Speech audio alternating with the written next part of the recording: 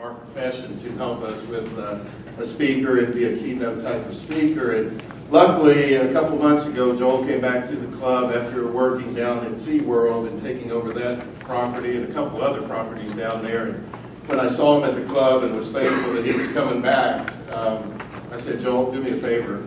Would you come speak to the group and talk about your love for the business and what you've done to promote your employees and all. So he is the CEO of Culture Inc. right now, which is a nonprofit organization. He is a Harvard graduate.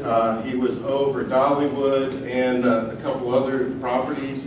But we're thrilled to death to have Joel. I could talk about him forever. You see his bio in here, and I just really wanted you to spend the time listening to him and all the great things that he's done and what he's going to bring to us and help us out. So Joel, thank you very much. I appreciate it. Good morning. Good morning. I'm trying to figure out you guys a little bit because no one wants to sit here. So what does that say? Tennis professional. You can't see. Okay, that's good. That's the best rationale I've heard out of the crowd. Feels like a Baptist church. No one sits in the front row.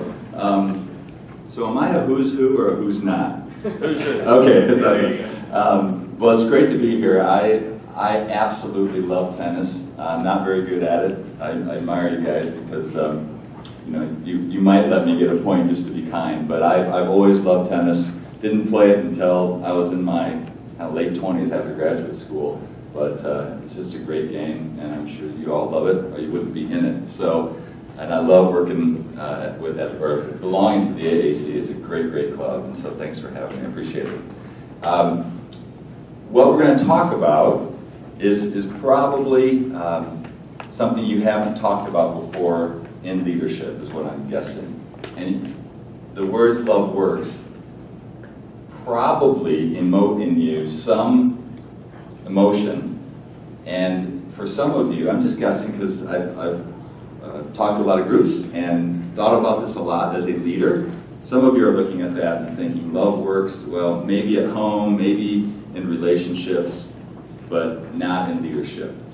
And you just instinctively say, Joel, you haven't had my boss or my club pro or my club general manager or the people I work with. And so love doesn't really come into play in what I do. And I completely understand that. If you feel a little cynical looking at it, or not sure, hey, why did I get up early in the morning to come hear this? I just ask you to bear with me and as I play this out, because I was a cynic too.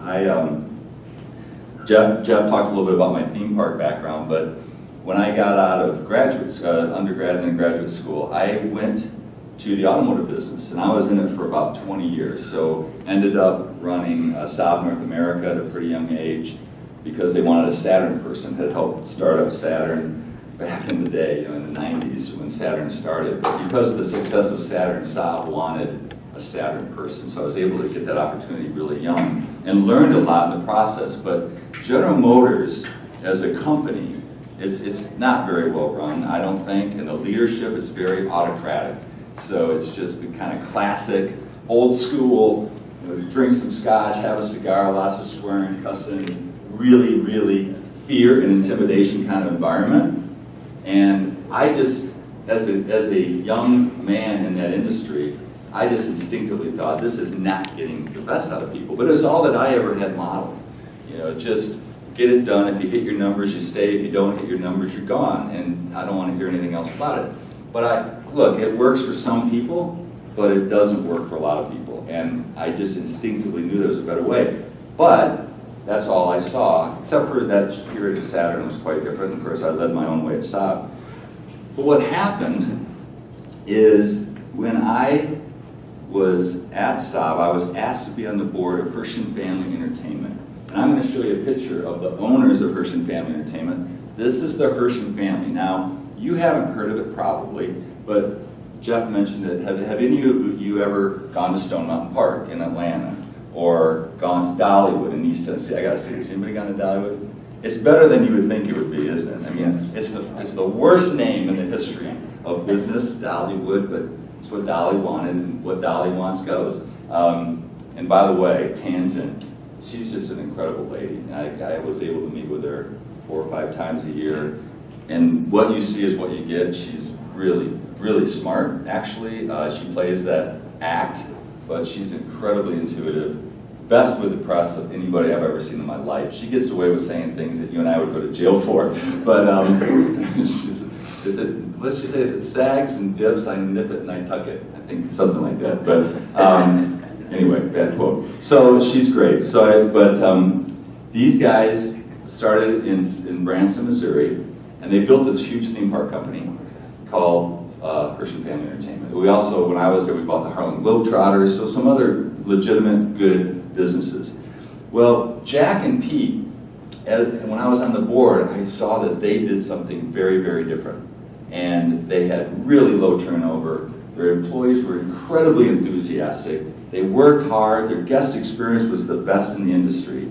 And I fell in love with them as human beings, and I fell in love with the theme park business. And so instead of going back into staying in autos, Jack, he's the one on the left, Jack, and then Pete, and then Sherry and Jody, their spouses. Jack asked me to come in and be chairman of the company when he retired. He had been the only chairman for 50 years, so it was an incredible honor, and that's when I decided to get in the theme park business and get out of autos. And everything I'm talking to you about today, there's some seats up here if you guys want, but no one wants to sit here, so it's okay, I won't bite you.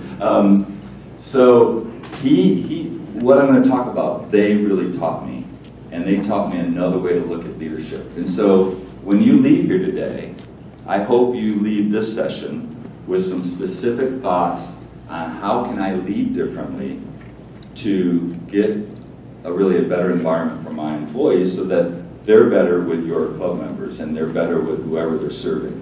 And that's ultimately what I learned from Jack and Pete. And I don't have a bunch of figures, but it's proven mathematically in a lot of different studies that the more your employees are engaged, the higher the profitability is, the lower the turnover. It's a byproduct of just treating people the way you would expect them to want to be treated. It's really as simple as the golden rule. So, from a business standpoint, and I don't know your business well, but I just watched Jeff and what he has to do. I would experience all of you have some issue with turnover, hiring the right people, getting pros who even want to be pros, maybe marginal performance. They're there, but they're not there, and that's not good when you're in a club environment. And just disengagement. And look, I don't have to tell you that the next generation, my kids, I have four children, they work very hard, but a lot of their friends, I just see a different culture, and I'm sure you see it too. They just, in general, the 20-somethings now, I don't want to overgeneralize, but don't tend to want to be as engaged, I think, as some of us when we were starting out in business or in life. So if you're experiencing any of those things, this will help. So the next question from a non-work standpoint is why talk about love at all? Now, for me personally, it's an issue of my own faith too, because you don't have to have a faith to want to hear this. But for me, it goes all the way back to the greatest commandment for me, when Jesus was asked what's the greatest commandment, period. How do you summarize the entire Bible? He said, love God and love others as yourself. Well, that's a pretty high bar because we love ourselves a lot. He actually at the Last Supper said, love others as you love your enemies, which is literally impossible. It's very hard to do. So for me, it comes from that. But what I hope to show you is even if there's no faith in your own life or you're questioning some of those things, it makes good sense to do it in just human relationships and how you treat other people and how they perform. And so that's why we talk about it. Now, the next question is, all right, it gets better performance. That's why we're talking about it. It's just the right thing to do. But how do you define it? And the biggest reason when I talk to people or we have one-on-one discussions that people struggle with the concept is really that they think about love in the romantic way. And the problem with the English language is we only have one word for love. And love can incorporate a lot of different feelings and a lot of different thoughts. The Greeks actually had 4 different words for what the English language has for love. And I don't know, I'm no Greek major, but I'll just give you the liberal arts grad summary of it, is the first one, which most people in America think of love as eros, right? Eros is romantic love. And that's where the term erotic comes from. Certainly, it's not an appropriate love for the business world, but unfortunately, that's how people think of it. And American movies, right? It's always romantic love. Well, eros is a love doesn't last very long, right? It's nice, 2-3 years in any relationship, that can fade. And but that's how we think of it, and that's why you think, yeah, love in business doesn't work. The second word is philos, which is brotherly love. So you want to hang out with your friends at a club or a beer, whatever your favorite beverage is, that's philos. It's Philadelphia, named after Philos. And who's been to Philadelphia? Anybody been to Philadelphia? Is that the city of brotherly love? Yeah, right. No. It's a very misnamed city, but they're the ones that throw snowballs at Santa Claus, right, in the football season. So that's philos. The third is storge. Now, storge is the love of a parent to a child.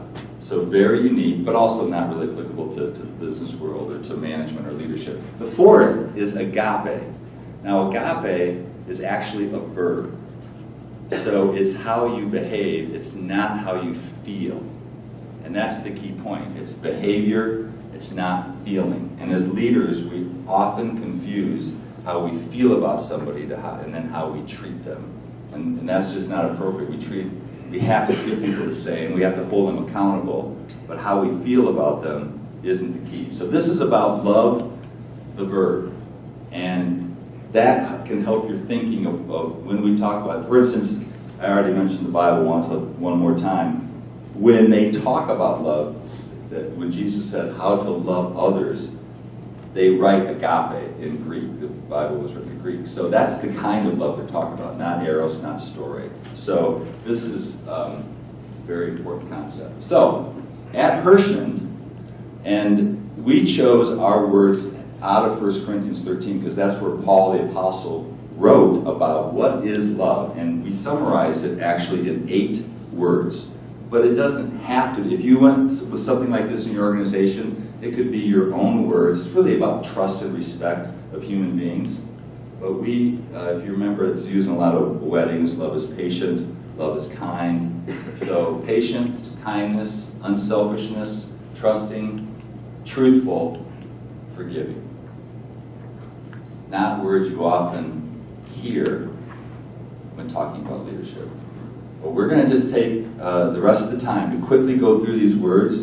I'm going to give you a few insights that I hope you can take back and just, you might pick 2 or 3 of them that I think will change some of your thoughts about leadership. Well, I know they will, because it certainly completely changed my life and how I look at leadership.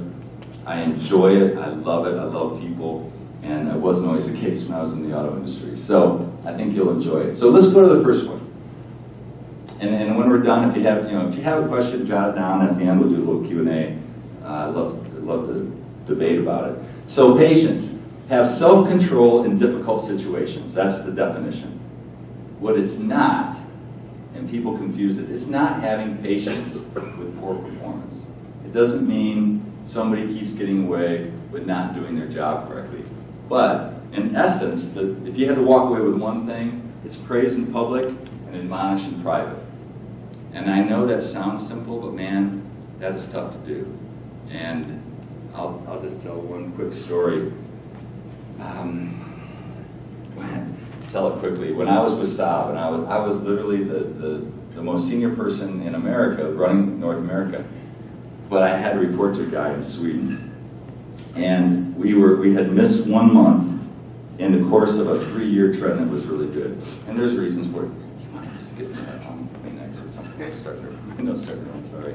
Don't want to sniffle on you guys.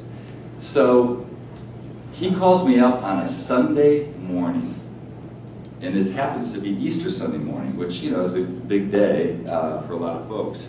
And he calls me over to Sweden that day to talk about the numbers. So I get on an airplane, fly all the way over to Sweden on a Sunday, miss all the time with my family, show up Monday morning at 9 a.m., and he basically takes that time to just chew me out, just in front of all my peers. So they're just, it's just an incredibly embarrassing situation. And I can't remember all that was said that day, but you know, I was 36, I was a full range adult. I'll never forget how that made me feel. And that admonishment in public just really stuck with me. And I swore I would never do that to somebody again because of what it did to me. And frankly, on my way back on the plane, I kind of mentally checked out. I actually thought, you know, if I got another offer, because there were a lot of other things too. I mean, there was traveling and so forth. But I'm sure some of you have been through the same kind of thing, and you don't forget it very easily. And so I just encourage everyone to praise in public, admonish in private. We still have to admonish in private, and there's a way to do it, and there's a way not to do it. But that's a very important principle. But always expect results. And so it's not an excuse for not getting great results. So that's patience. The next one is kindness. And the definition of kindness is to show encouragement and enthusiasm. Thank you very much. Appreciate it. Now, what kindness is not, it's not being nice to people all the time.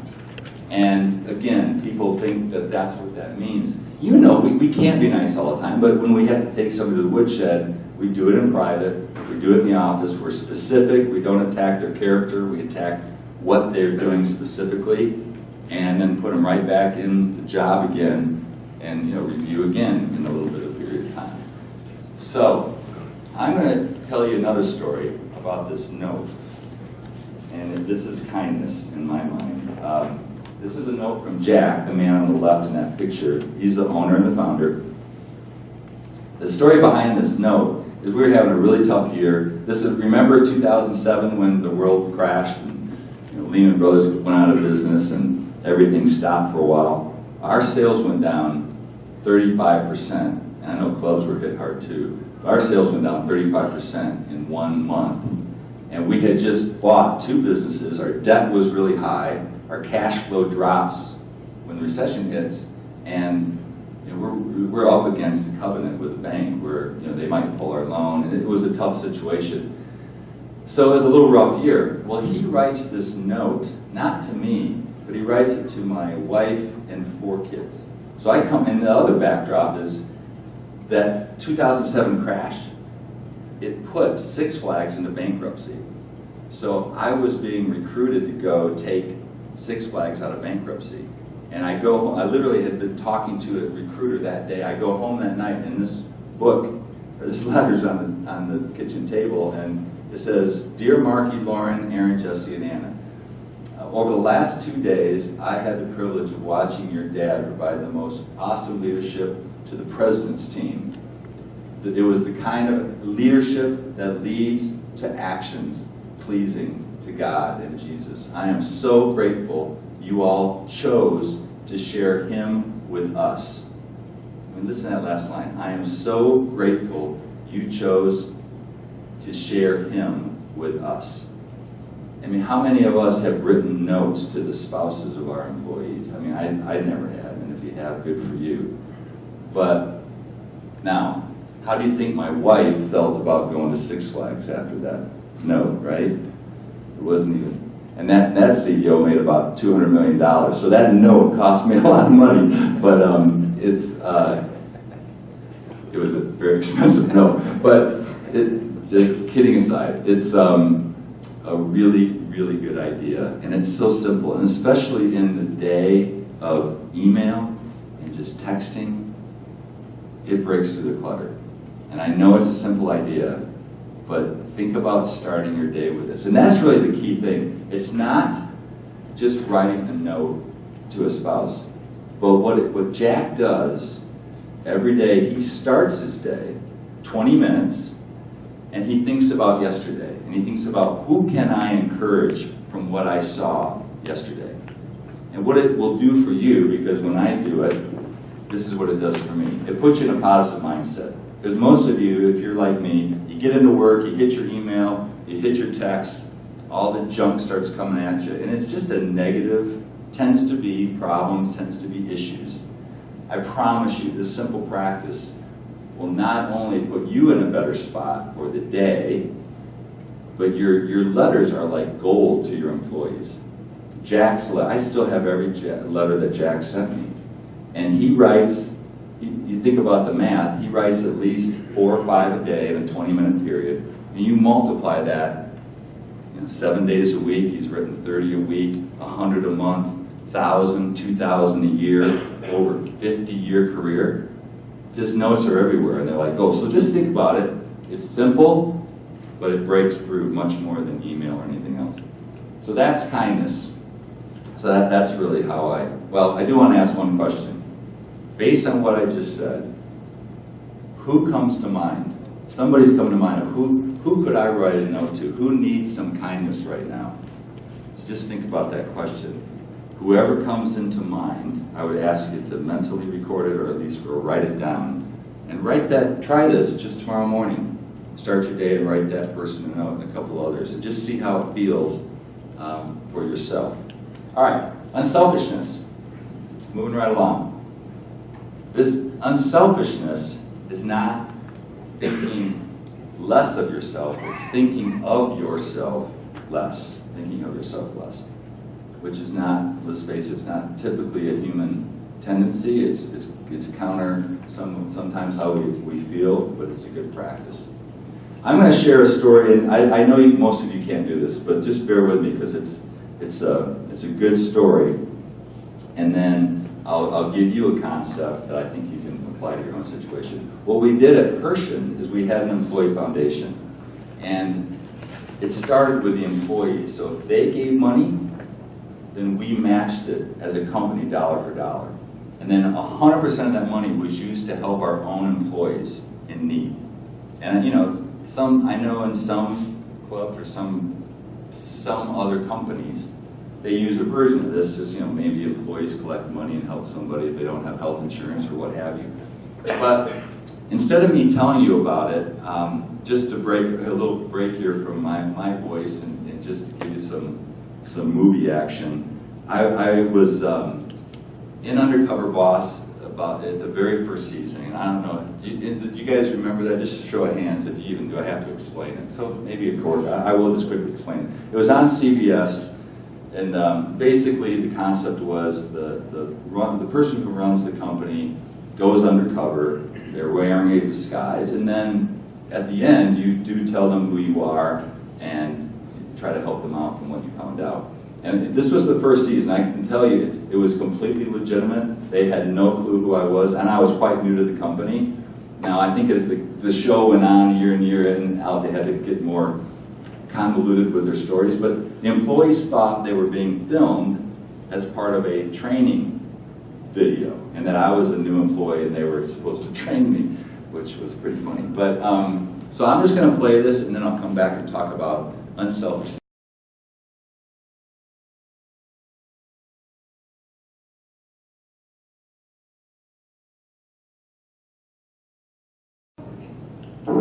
Sorry, I don't want to hear that again.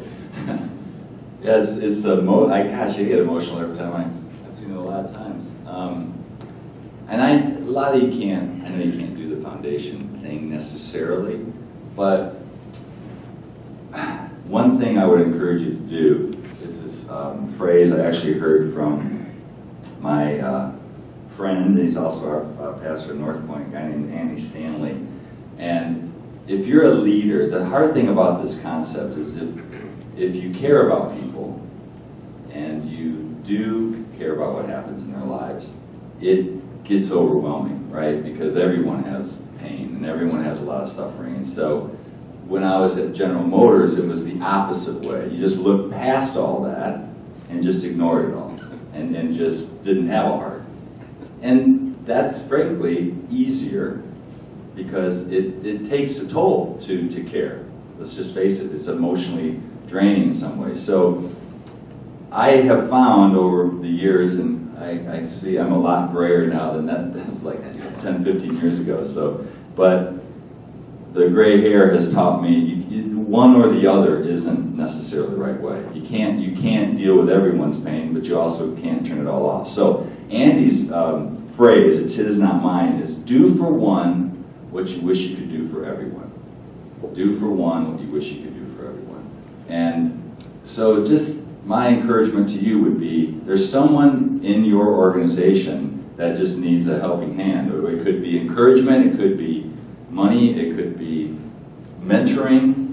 So try to pick one or two a year that you're investing in. So for me, the Hershey Entertainment had 15,000 employees roughly. SeaWorld had, when I went to SeaWorld, we had 25,000 employees. So you can't be involved. You can't be involved with everybody.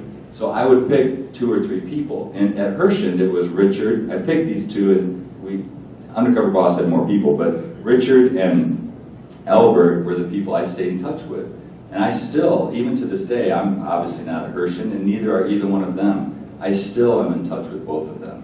And I still help Albert, especially Albert's gone through some big struggles. So that's the idea. Do for one what you wish you could do for everyone. And as I say that, just like when I talked about writing a note, someone's coming to mind, I would ask you to write that down and just do what you can for that person. So that's unselfishness. All right, let's pray. I inserted her last night. I'm not exactly sure why I did it this moment, but it felt good at midnight when I was putting this together. So has anyone, I wrote a book about this, so I'm not going to ask that question, never mind, because no one's probably aware of that. But mispraise in the book, so if you happen to have read the book, this is duplicative. But it's a funny story. We're moving to trusting, which is place confidence in someone, kind of commissioning others to do the work versus trying to control it. So Miss Prey is my 7th grade teacher. Isn't she precious? With that tight, she was tight-lipped. She didn't smile a lot. And great English teacher, great homeroom teacher. So we're having a parent-teacher conference.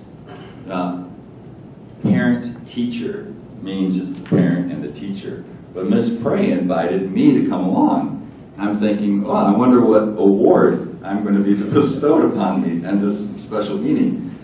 Whatever, grades or perfect attendance or something. Well, I go in with my mother, and Miss Prey says, Mrs. Manby, I wanted your son here because I wanted him to hear this. And she said, yeah, he's got a lot of leadership gifts, and he could be a great leader. He's doing well in school and all that stuff. But she said, if he doesn't learn to let go and trust other people to do things, he will be very limited in what he accomplishes as a leader. This is in 7th grade. And then she went on to explain how I would, in a class project, someone else was appointed the chair and I would just take over, or someone else was captain of the kickball team and I didn't like the way they were picking teams, so I would come in and do it the way it was supposed to be done. And as she was explaining all these stories, it hit me like a 2x4 that I was just a control freak and would step in. And I was a natural leader, but it had a real downside. And so she really taught me how to let go. And what trusting is about is letting go and letting other people do what they're really good at. And it's really hard as a leader to do that, especially entrepreneurial types. So let me just go through a couple ideas to help you if you struggle with this issue at all. And I see some heads nodding, so that's good. So it's placing confidence in someone. First thing, and I'm not sure this is real applicable to you guys, but in the auto industry, as I said, this was really applicable, is fear is not creative. Fear does not allow you to go for it and take a managed risk, not an unnecessary risk. But Saturn only happened at General Motors because a bunch of younger folks got out of the system. Literally, no one in Saturn was over 35 years old. It was almost, for the most part. I mean, there were very few, because they were willing to get away from the fear culture and take that risk of no hassle, no haggle, no negotiating shopping, which was breakthrough in the car industry. It wouldn't have happened inside the normal GM culture of fear. The other thing is taking risk in anything means you have to trust that person. So I don't, whatever is applicable to you, just some new clinic idea or some new way to recruit people, new way to pay people, it does take risk, but it has to be managed risk. And then the RASI. This is a little technical and maybe too much for this talk, but I'm just going to hit it real fast because it is such a, I'm just going to put it all up there, such a simple way. If typically when people don't trust other people, the decision making isn't clear. And you jump in, or I'm not saying you, we tend to jump in when we shouldn't because the decision making process isn't clear. And it's a simple model that if you have a decision, so let's just say, membership, who's in charge of membership and who's in charge of getting that done? Who's responsible for it? Who has to approve it? Who has to be consulted? That's what C stands for. And who has to be informed? And I promise you, if you just go through this simple exercise on any decision that's unclear in your organization and is causing people to kind of be on top of each other and not be crisp in who's doing what, this will solve it for you. It's a little painful to go through, but just sitting in the room and doing this together, just the dialogue of it, it really, really solves the issue. So, RASI, that's what it's called. Now, another thing in trusting people, well, I asked a question here, where should we implement RASI approach? So, think about that. If you think it's good, write it down. Deciding to decide less. I'm going to move to this one because it's counterintuitive in leadership that we really should decide to decide less. And that's how we train and develop other people. And it's not an easy concept. It's hard to let go of things, but it's good. Now, how do we create that culture in a meeting environment? How do we create a trusting culture? This one is very counterintuitive, which is talking last. And it's very simple, but most of the time leaders come in, at least in my experience, especially at GM, but even sometimes in theme park business, they feel they have to come in with the ideas and they have to be the strong, kind of my way or the highway decision making. That can work, and if you have a brilliant person, it can work. However, if you're not listening to other people, you're going to miss good ideas. So Jack taught me this, and Jack was one of the smartest guys I've ever met. He always talked last, and he would pick an issue, whatever the issue was, he would state what the issue is, and we're going to have a discussion, and he would go around the room, and he would get everyone to comment, and actually everyone to give a recommendation, what they would do. And he gleaned a lot from it, and then at the end, he would summarize, all right, here's where we're going to go, and he would make a point of making sure people understood why he wasn't going in their direction. And it was magical, because people would leave the room ready and engaged to get it done versus just being told what to do and not having a chance to voice their opinion. I thought it was just brilliant. And so he was obviously listening to understand, and he would summarize at the end, like I said, with respect for other people's ideas. And it was mad. It was just, if you could see it in him in action, it taught me a great, great deal. Because I was used to just people saying, I don't care what you think, we're going this direction. What I found is when you make decisions like that, the decision may be fast if you just tell people what to do without listening, but the implementation really sucks. I mean, people are fighting you kind of just quietly along the way. So that's truthfulness. Last idea on being truthful, and this is another just easy to use concept that kind of changed the way I thought about reviews. The annual review where you have to sit down and tell people how they're performing. Everybody hates those. And, well, I shouldn't speak for you. I didn't like them. They were so structured and all the numbers. And I started just going to start, stop, continue. And if you haven't heard of it, it's very simple, but you just sit down with somebody, you write those 3 words down and say, what do I want you to start doing that you're not? What do I want you to stop doing that I wish you weren't doing? And continue to do all these fantastic things. And it's very specific, and it's a way to be truthful with somebody and improve their performance. Now,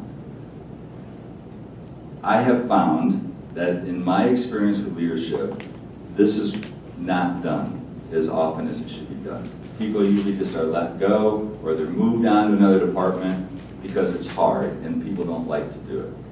But as I say this, I hope someone's coming to mind in your instinct, your gut, your mind.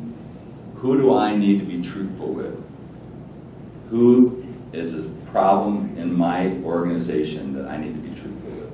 And if your stomach's churning a little bit, you should write that name down and you should have a discussion with that person, because that's the hard part. And they're never going to get better if you don't tell them, and it's a gift to them. They don't know it now, but it's a gift that you will be given. And the best bosses I ever had, read me the riot act in a nice way. But I also, Jack would always leave you feeling respected, even though he kind of just told you you had to redo something. I'm going to skip this just for the sake of time. So here's a couple questions to summarize truthful. Where could I use start, stop, and continue? All right, where could you start to do that?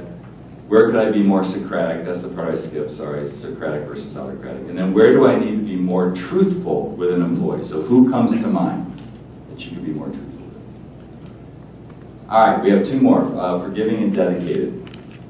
Now, forgiving, I probably shouldn't start with this picture because I kind of give the story away, but I love this story because it's simple, but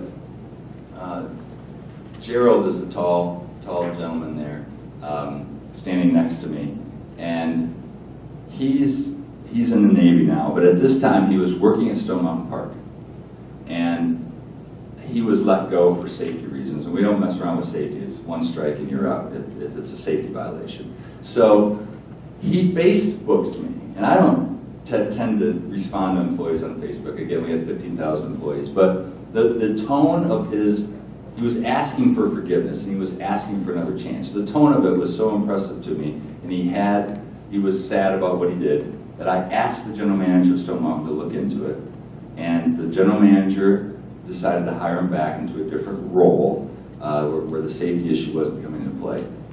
And that's the last I heard of it.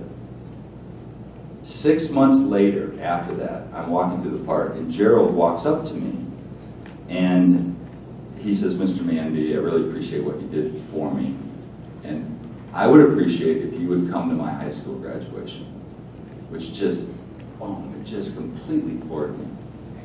I hardly knew his name, and he just said, "I really appreciate it," and I got emotional, actually, when he asked me, because I just couldn't believe it. Well, it turns out, I went to the graduation, met his mom. He's got, 6 brothers and sisters. Really tough family situation. Turns out, no father figure, many different dads to the kids, and just tough deal.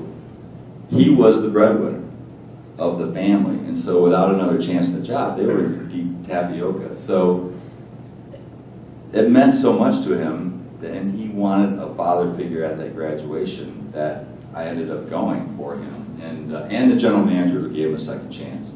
And he ended up going to the Naval Academy. He's just an outstanding young man, and I still keep in touch with him. And that was forgiveness, and I don't think a lot of companies would have done that. And it was the general manager, it wasn't me. All I did is I said, look into it, and he did it. But the question for you is, it's easy, it is a hard thing, because sometimes you forgive and people take advantage of it, right? I mean, I've had many alcoholics throughout my leadership career. Give them another chance, and you have to let them go.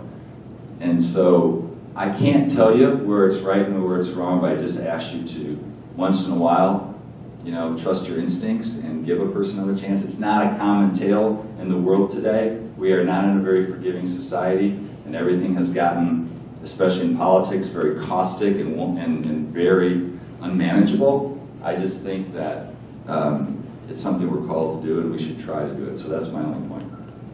Wish I could give you better advice on when to do it and when not to do it. But again, someone's coming to your mind right now. Who do I need to forgive? forgive. It might not even be somebody at work.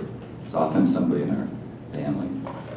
Who can I help to forgive another person? So maybe there's somebody in your organization you can see is holding a grudge and is causing a problem in your organization. So maybe you need to have a talk with that person.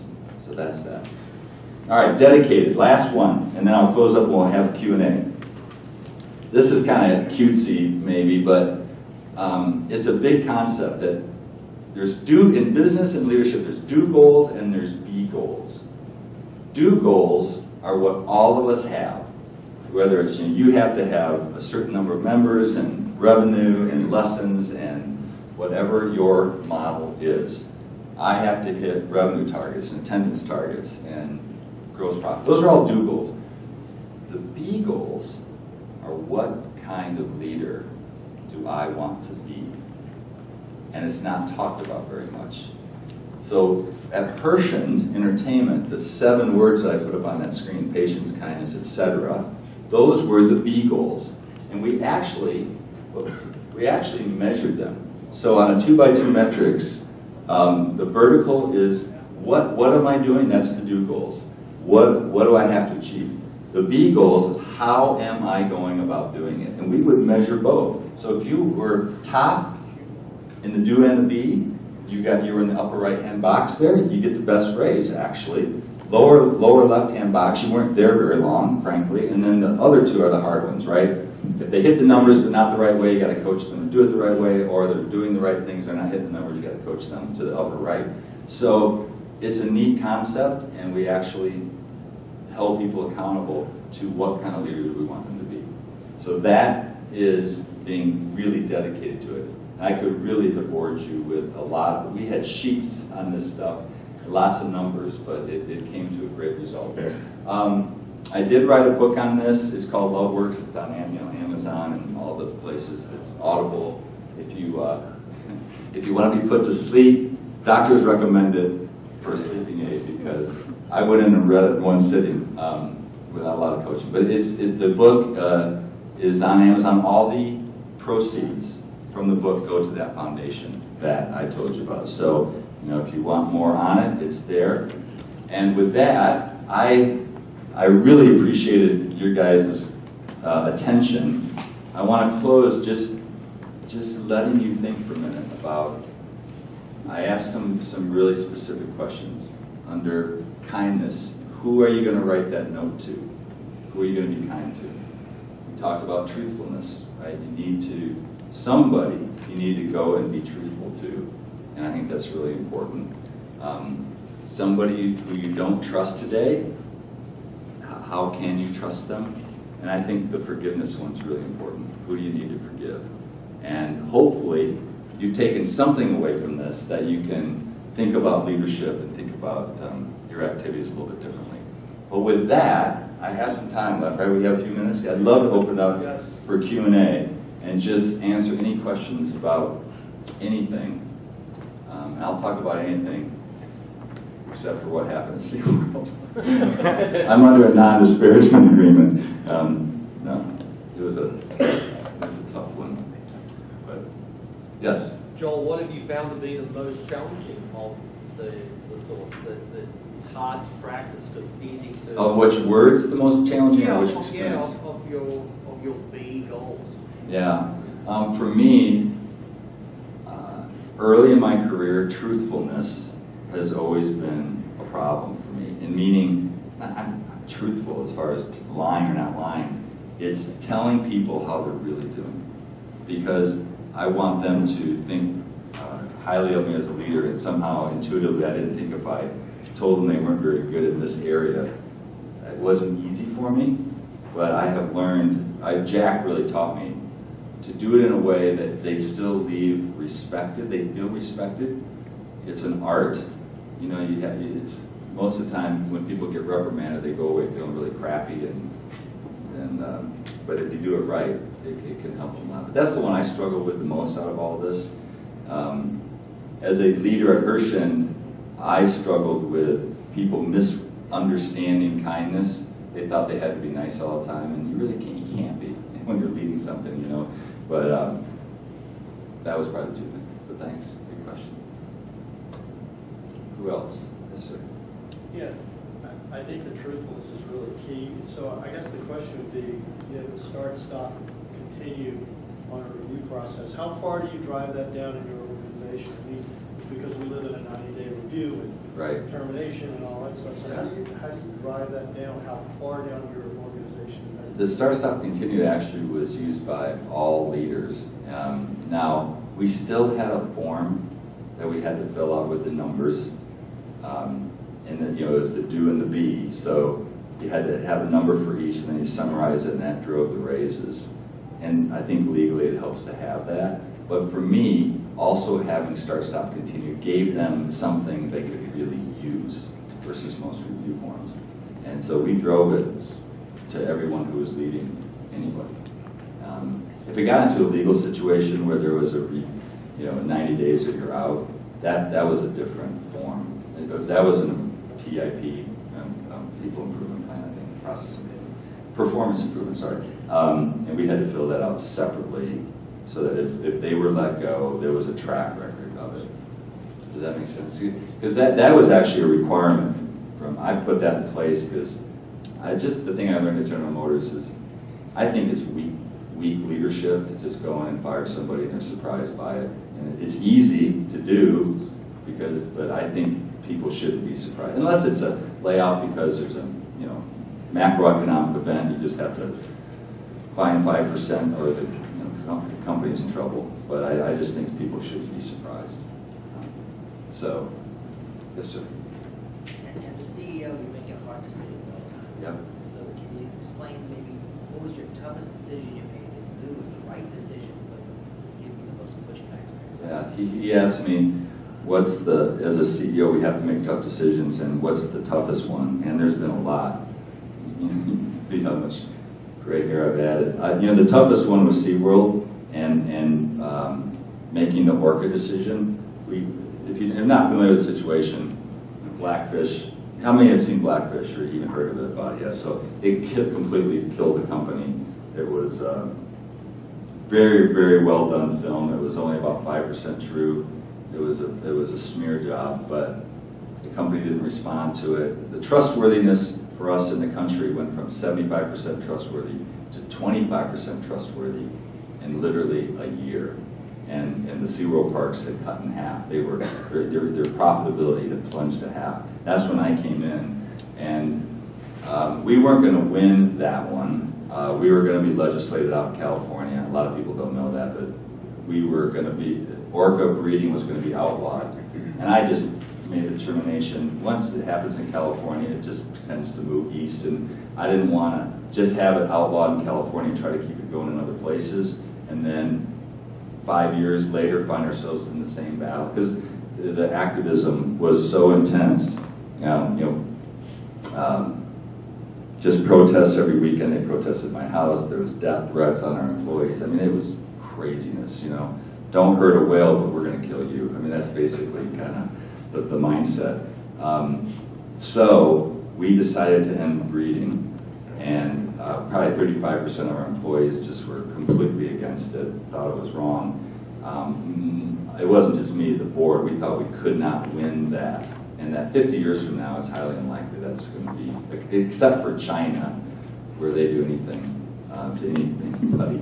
I think it's not going to be a factor anymore. I don't think there'll be live orcas in captivity. It's a tough issue, and I could go on about it. But the truth is, SeaWorld hadn't taken anything from the wild in 50 years, 46 years. But the issue is, do you allow them to keep breeding naturally in these captive environments? That was the discussion point. Yeah? Marginal performance and disengagement you're talking about at the start. Employees that maybe have an inbuilt standard of how hard they're going to work. Can you change an employee like that? That's a great question. If you couldn't hear him, he said, for the disengaged employee that just doesn't have the high standard, can you change them? My experience is not really. But some people just don't know what the standard is. But my point is, it shouldn't take very long. Like one talk, you say, my standard's here, your standard's here.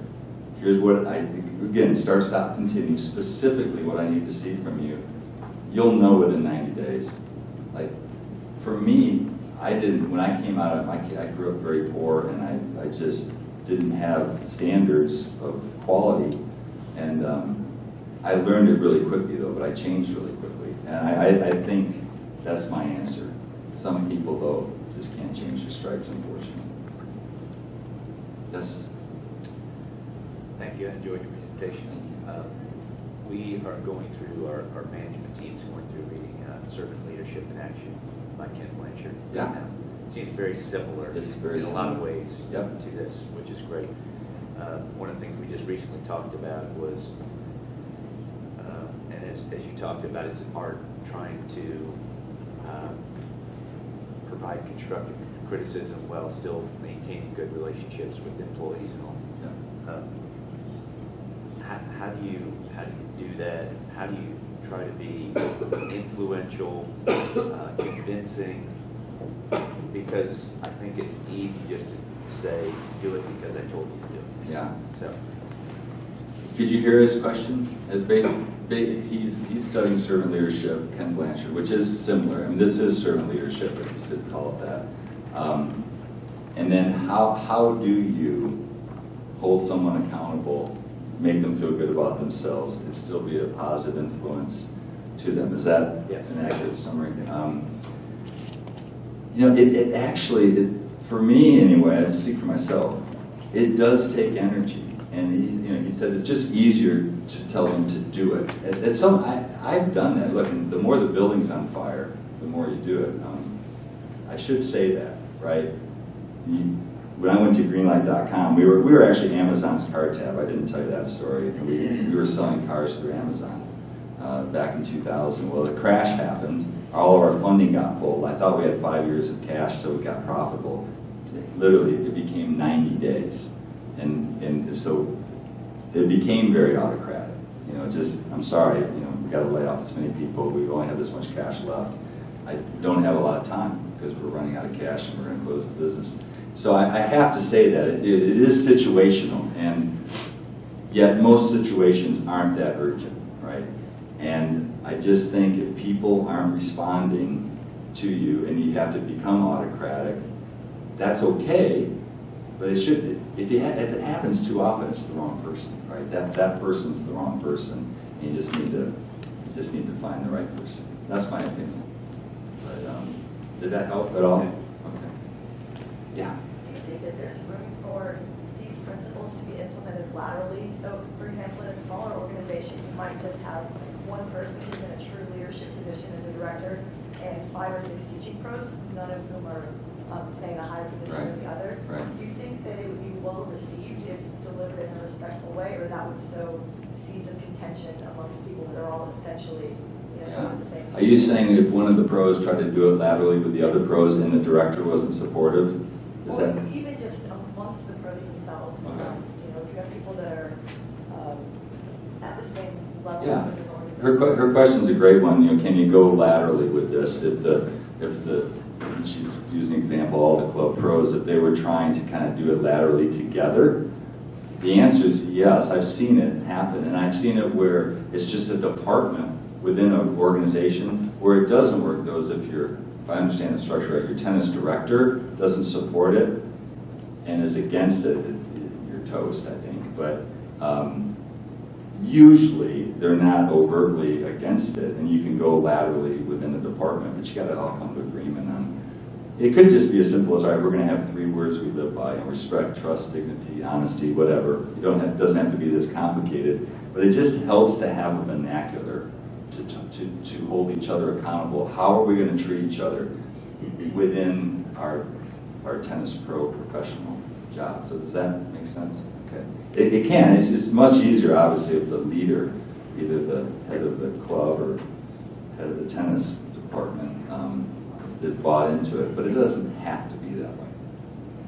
I've seen it a lot. I've seen, administrative assistants at Dollywood, and I use that term with a great deal of respect. They drove the culture. I mean, there was a changeover in general managers of the park, and the administrative assistant of the general manager really kept the culture going while this guy was getting up to speed. I mean, it was pretty amazing. So the strength of the person means more than anything.